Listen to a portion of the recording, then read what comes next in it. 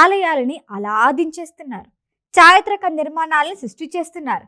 అలనాటి రాజుల వైభవాన్ని కళ్ళకు కట్టినట్లు చూపిస్తున్నారు. పాన్ ఇండియా ప్రేక్షకుల్ని ఆకట్టుకునేందుకు పునఃసృష్టి చేస్తూ నయా సెట్స్తో ట్రెండ్ సెట్ చేస్తున్నారు.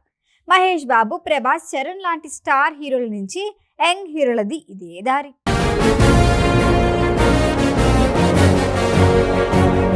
ఈ వుడ్ అవుట్ అనే వ్యత్యాసం లేదు. ఇప్పుడు దాదాపు ప్రతి సినిమా పాన్ ఇండియా.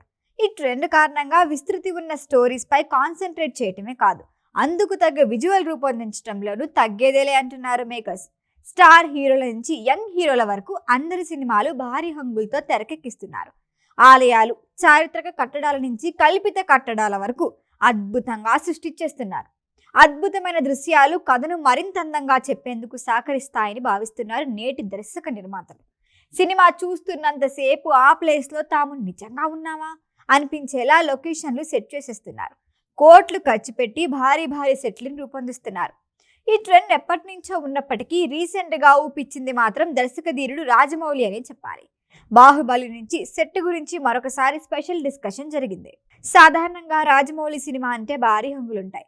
సెట్లు, విజువల్ ట్రీట్ అబ్బురుపరిచేలా ఉంటుంది. ఇప్పుడు SSMB 29 సినిమా కోసం ఏకంగా వారణాసి నగరాన్నే సెట్ వేసేస్తున్నాడు జక్కన్న. కాశీ బ్యాక్డ్రాప్ లో కీలక సన్నివేశాలు షూట్ చేస్తామని ఇప్పటికే క్లారిటీ ఉంది. ఇందుకోసం భారీ సెట్ సిద్ధం చేస్తున్నారు. త్వరలో రిలీజ్ కానున్న హరిహర వీరమల్లు కోసం ఏకంగా మొఘల్ సామ్రాజ్యాన్నే తిరిగి సృష్టించారు.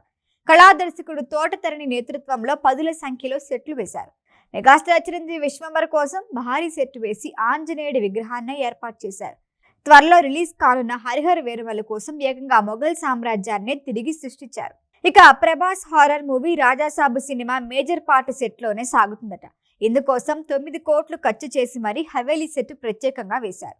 రోజుకి దాదాపు 1000 మంది పనిచేస్తూ 2 నెలల పాటు ఈ సెట్ నిర్మించారట.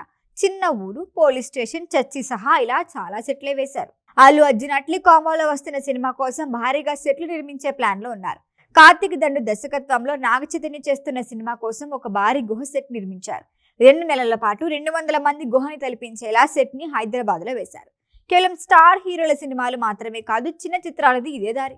అభిషేక్ నామా దర్శకత్వంలో వస్తున్న నాగబంధన్ సినిమా కోసం కళాదర్శకుడు అశోక్ నేతృత్వంలో 10 కోట్ల వ్యయంతో అనంత పద్మనాభ స్వామి ఆలయాన్ని సెట్ వేశారు. ఇంకా ఈ లిస్ట్ లో చాలా సినిమాలు ఉన్నాయి.